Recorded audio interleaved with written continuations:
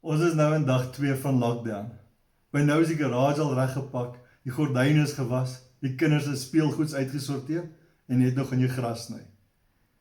Nou ek weet van ons gaan aan met ons werk, want ons kan dit digitaal en aanlyn doen, maar elkeen van ons gaan meer tyd hê. Die vraag is, wat gaan ons met hierdie tyd maak?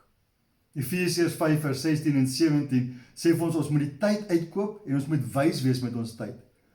Dalk kan julle as 'n gesin nou sit en sê, wat gaan ons in die volgende paar weke doen?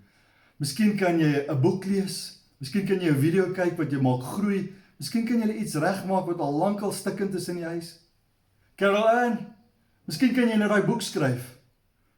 Elkeen van ons moet ons tyd uitkoop. En ek wil jou regtig nooi, begin elke dag die Bybel te lees, met die Here te praat en te luister wat hy sê, en gaan so die dag in. Kom ons berei voor vir 'n lewe van impak.